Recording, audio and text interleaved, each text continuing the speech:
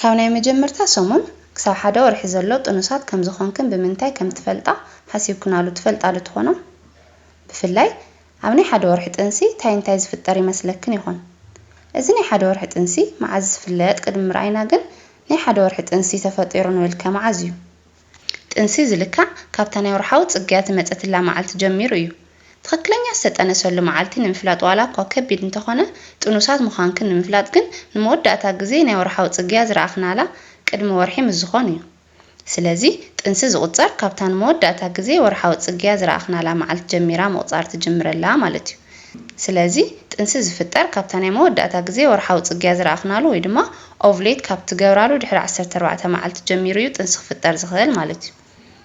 እዚ ማለት ወርሕኽን ኣኺሉ ወርሓዊ ጽግያ ክመፀክን እንዳተጸበኽን እንዳሃለኽን ወርሓዊ ጽግያ ምስ ዝቐሪ እዩ ናይ ሓደ ወርሒ ጥንሲ መሓስክን ክትቆፅሮ ዝግባእ ማለት እዩ። ናብዚ ናይ ሓደ ወርሒ ጥንሲ ምልክታቱ ክንሰግር ከለና ድማ ኣብ ውሽጢ ሓደ ወርሒ ብርክት ዝበሉ ምልክታት ክንርኢ ንኽእል እኳ እንተኾና ኣብ ገለገለ ሰባት ግን ዝኾነ ምልክት እውን ዘይክረኣይ ይኽእል እዩ። ሓደ ግዜ ግን ጥንሲ ከም ዝሓዘና ዝሕብሩ ቀለልቲ ምልክታት ኣለዉ እዮም። ንበዓል መን ንዝብል ድማ ኣብዚ ቪድዮና ብዝርዝር ንሪኦም እዩ ዝኸውን። ሰናይ ጻንሒት። ስለዚ እቲ ናይ መጀመርታ ምልክት መብዛሕትኡ ሰብ ዝፈልጦን ክግምቶን ዝኽእል እዚ ናይ ወርሓዊ ጽግያ ምቕራይ እዩ። ወርሓዊ ጽግያ ምቕራይ እቲ ቀንዲ ምልክት ጥንሲ እዩ። ኣብዚ ግን ንብዙሓት ደቂ ኣንስትዮ ዘደናግረክን ነገር ኣብ ማህፀን ጥንሲ ክፍጠር ከሎ ናይ ማህፀን መንደቕ ስለ ዝስበር ደም ይፈስስ እዩ። እዚ ደም ድማ ናይ ጥንሲ መትከሊ ደም ዝበሃል እንትኸውን ብዙሓት ደቂ ኣንስትዮ እውን ደም ስለ ዝፈሰሰ እዚ ደም ናይ ወርሓዊ ጽግያ ደም ስለ ዝመስለክንን እዚ ጥንሲ ከይፈለጥኦ ይዓቢ እዩ ማለት እዩ። እዚ ናይ መትከሊ ደም ድማ ውሕድን ዝተወሰኑ መዓልትታት ጥራሕ ዝጸንሕን ደም እዩ። ስለዚ እዚ ደም ወርሓዊ ጽግያ ዘይኮነስ ጥንሲ ክፍጠር ከሎ ዝፈስስ ደም እዩ ማለት እዩ። እዚ ዝፍጠር ድማ ጥንሲ ካብ ዝፍጠር ድሕሪ 6 ክሳብ 12 ኣብ ዘሎ መዓልቲ እዩ። እዚ ማለት ወርሓዊ ጽግያ ኣብ ዝፈሰሉ ግዜታት እዩ ዝፈስስ ንምባል እዩ። ናይ ጥንሲ መትከሊ ደም ምፍሳስን ናይ ወርሓዊ ጽግያ ደም ምፍሳስን ንፈልየሉ ድማ እዚ ደም ንሰዓታት ጥራሕ ኣብ ሓደ ኣዋልድ ድማ ክሳብ 3 መዓልቲ እውን ክጸንሕ ይኽእል እዩ። ከም ናይ ወርሓዊ ጽግያ እውን ዝኸብድ ዓይነት ደም ኣይኮነን ዝፈስስ። ስለዚ ከምዚ ዓይነት ደም ምፍሳስ ወርሓዊ ጽግያ ትጽበያሉ ግዜ ምስትርያ እዚ ምልክት ናይ ጥንሲ ምልክት ስለ ዝኾነ እዚ ልሙድ ናይ ደም ምፍሳስ እውን ምስ ዝቐረየክንን ግቡእ ምርመራ ምግባር ከድልየክን እዩ ማለት እዩ። እቲ ካልኣይ ምልክት ድማ ሕበጥ የጋጥም እዩ። ኣብ ግዜ ጥንሲ ሆርሞናት ብጣዕሚ ስለ ዝበዝሑ ናብ ሕበጥ ክቕየር ስለ ዝኽእልን ናይ ጥንሲ ምልክት ክኸውን ይኽእል እዩ። እዚ ንምስትኽኻል ድማ ብዙሕ ፋይበር ዘለዎም ምግብታት ምብላዕን እኹል ስፖርታዊ ምንቅስቓስን ብምግባር ነዚ ኣብ ከብዲ ከባቢ ዝርከብ ሕበጥ ንኽንኪ ምግባር ይከኣል እዩ። ሳልሳይ ምልክት ድማ ናይ ቁርፀት ስምዒት።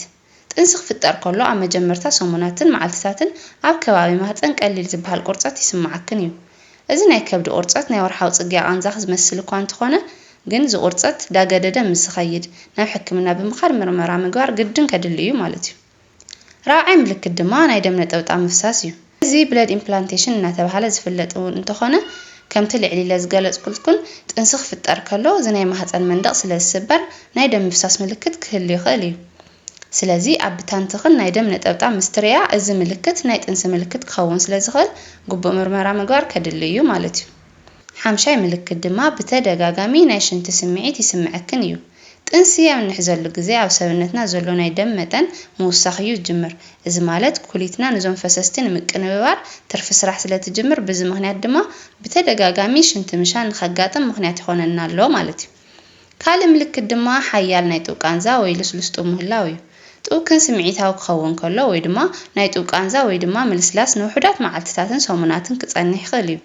እዚ ዝፍጠር ድማ ኣብ ግዜ ጥንሲ ብዝፍጠር ናይ ሆርሞን ለውጢ ዝፍጠር እንትኸውን እዞም ሆርሞናት ምስ ሰብነትና ክላመዱ ከለዉ ድማ እዚ ናይ ሕማም ስምዒት ክገድፈና ይኽእል እዩ።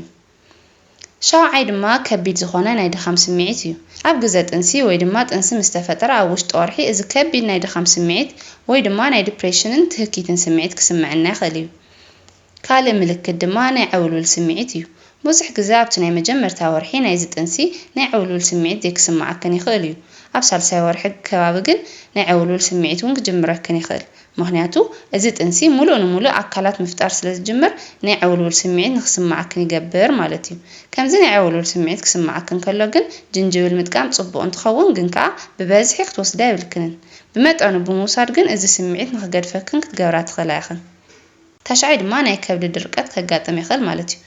እቲ ናይ መወዳእታ ምልክት ድማ ናይ ምግቢ ምጽላእ ስምዒት ክፍጠር ይኽእል ኣብ ናይ መጀመርታ ወርሒ ናይዚ ጥንሲ ቅድሚ ሕጂ ትበልዖን ትፈትዎን ዝነበርክን ምግብታት ክትጸልኦም ትኽእላ ኢኽን ማለት እዩ ቅድሚ ሕጂ ዘይትፈትዎም ወይ ድማ ዘይትበልዖም ዝነበርክን ምግብታት ብኣንጻሩ ደስ ክብለክን ይኽእል እዩ ኣብ ናይ መጀመርታ ወርሒ ናይዚ ጥንሲ ናይቲ ህፃን ዕቤት ከታይ ይመስል ዝብል ምስሊ ንርኢ ድማ ኣብ ዝጠነስናሉ ግዜ እንቋቑሖ ካብ ናይ ማህፀን ቱቦ ናብ ማህፀን እዩ ምጓዓዝ ዝጅምር ካብኡ ድማ ኣብ ናይ ማህፀን መንደቕ ይትከል ማለት እዩ ኣብ ናይ መጀመርታ ወርሒ ናይዚ ጥንሲ ከብድና ክገጅፍ ይኽእል ዶ ኢልክን ምስ ተሓታኒ ድማ ኣብ መጀመርታ ወርሒ ዝኾነ ናይ ከብዲ ምግጃፍ ዘይፍጠር እኳ እንተኾነ ድሕሪ 2 ወርሒ ግን ንእሽተይ ዳርጋ 1.4 ኢንች ዝኸውን ናይ ቁመት ለውጢ ክህሉ ይኽእል ማለት እዩ ወይ ድማ ልክዕ ክንዲ ፍረ ዱባ ዝኣክል ክገጅፍ ይጅምር ማለት እዩ ስለዚ ኣብዚ ግዜታት እዚ ንሰብነትክን ጠቐምቲ ዝኾኑ ጥረ ነገራትን ምግብታትን ክትምገባ ቆልዓ ንምውላድ ክትዳለዋን ኣለክን ማለት እዩ እዚ ማለት ንዚ ህፃንን ንባዕልኽንን ነዶን ዝጠቕሙ ቫይታሚናትን ምግብታትን ክትወስዳ ይግባእ ማለት እዩ